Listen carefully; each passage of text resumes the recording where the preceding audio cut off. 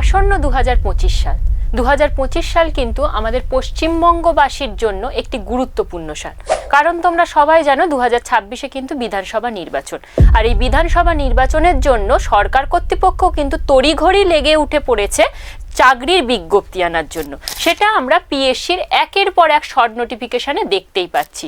এবারেও পিএসসি তার কথা রাখলো, আইডিওর একটা শর্ট নোটিফিকেশন কিন্তু জারি করলো। তোমরা ইতিমধ্যে সবাই জেনে গেছো আইডিওর একটা শর্ট নোটিফিকেশন জারি হয়েছে। আজ আমাদের এই আইডিও সম্পর্কে বিস্তারিত তথ্য নিয়ে আমি এখানে হাজির হয়েছি।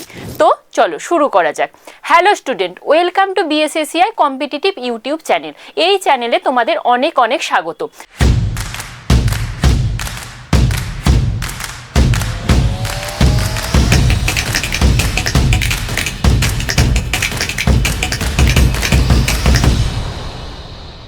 দেখো, পিএসসি 2025-এ তার এক্সাম ক্যালেন্ডার অনুযায়ী আইডিওর একটা শর্ট নোটিফিকেশন জারি করেছে।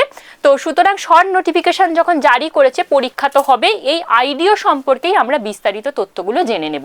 আইডিও কি? আইডিও হচ্ছে ইন্ডাস্ট্রিয়াল ডেভেলপমেন্ট অফিসার। তাহলে এটা কোথায় নিয়োগ হয়? দেখো, পশ্চিমবঙ্গের বিভিন্ন মাইক্রো, স্মল এবং মিডিয়াম যে এন্টারপ্রাইজেস এবং টেক্সটাইল ডিপার্টমেন্ট আছে, সেখানে অফিসার পদে কিন্তু নিয়োগ করা হয়। এবার এই পরীক্ষাটা কিন্তু কে নিয়ে থাকে না, পিএসসি নিয়ে থাকে। তাই পিএসসি একটা শর্ট নোটিফিকেশন জারি করেছে এবং দেখতেই পাচ্ছ সেই শর্ট নোটিফিকেশনটা জারি করেছে 24/12/2024 তারিখে। এবং আমরা দেখে নেব এই আইডিও পরীক্ষা দিতে গেলে তোমার যোগ্যতা কি লাগছে, বয়সসীমা কি লাগছে, বেতন কাঠামো কি লাগছে থেকে শুরু করে A to Z সমস্ত এই ভিডিওতে। তাহলে চলো একের পর এক কিন্তু আমরা শুরু করে নেব। প্রথমেই আমরা দেখে নেব এই চাকরিতে বসতে গেলে তোমার বয়স সীমা কি লাগবে।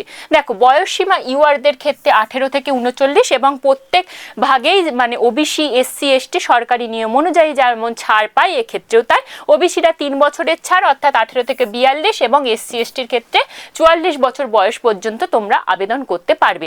তাহলে এরপর প্রশ্নই আসবে যে বেতন কাঠামো কি থাকছে। বেতন কাঠামো থাকছে দেখো 7,100 থেকে 37,600।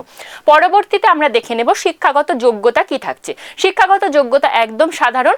দেখো, যে কোনো শাখায় স্নাতক ডিগ্রি থাকতে হবে। শুধু স্নাতক ডিগ্রি না, তার সাথে যদি তুমি ইঞ্জিনিয়ার বা টেকনোলজিতে ডিপ্লোমা ডিগ্রি করে থাকো তাহলেও তুমি আবেদন করতে পারবে।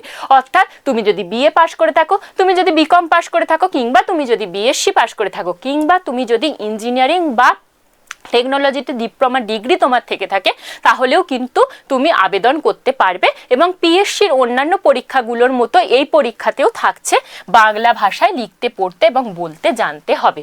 তাহলে এবার যোগ্যতা গেল, আমাদের বয়সসীমা গেল, বেতন কাঠামোও আমরা জেনে নিয়েছি। তাহলে নির্বাচন পদ্ধতিটা কীরকম থাকবে, কেমন প্যাটার্নে পরীক্ষা হবে, সেটাও আমরা এবার দেখে নেব। প্রথমে দেখো, দুটো ধাপে নিয়োগ করা হবে। অর্থাৎ ক্লার্কশিপ এবং মিসলেনিয়াসের যেমন 3টে ধাপ ছিল, মানে CBT 1, CBT 2 এবং CBT 2 বললাম ডেসক্রিপটিভ, মানে মেন্স, প্রিলিমস আর হচ্ছে তোমার ইন্টারভিউ। এক্ষেত্রে কিন্তু দুটো ধাপ, মানে তোমাকে শুধুমাত্র লিখিত পরীক্ষা এবং তারপর ইন্টারভিউ দিলেই তুমি কিন্তু এই চাকরিটা পেয়ে যাবে। এরপর 100 নম্বরের লিখিত পরীক্ষা হবে। নেগেটিভ মার্ক থাকবে 3টে ভুলে 1 নম্বর, অর্থাৎ প্রত্যেকটা প্রশ্ন কিন্তু 1 নম্বরেরই হবে। অফলাইনে অর্থাৎ পেন পেপার মোডে OMR শিটে তোমাদের পরীক্ষাটা দিতে হবে। প্রশ্ন কেমন থাকবে? MCQ টাইপ এবং প্রশ্নের ভাষা থাকবে ইংরেজি। দেখো, পরীক্ষা পদ্ধতিতে দেখো, জেনারেল স্টাডিজ থাকবে 75টা প্রশ্ন থাকবে 75 নম্বরের, এবং মেন্টাল এবিলিটি এবং অ্যারিথমেটিক থেকে থাকবে 25টা প্রশ্ন 25 নম্বরের। সময় কত? 150 মিনিট, মানে 2 ঘন্টা 30 মিনিট। এইবার তাহলে তোমাদের পরীক্ষা হচ্ছে টোটাল 100 নম্বরের।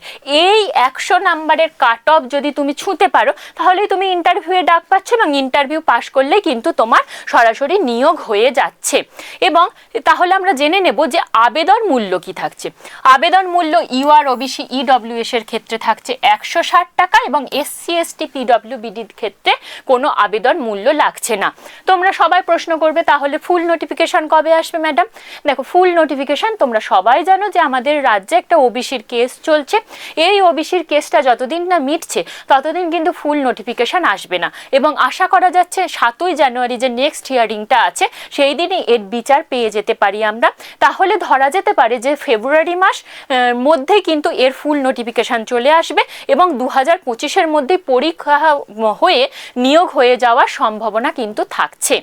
সুতরাং পড়াশোনা বজায় রাখো, প্রিপারেশান চালু করে দাও।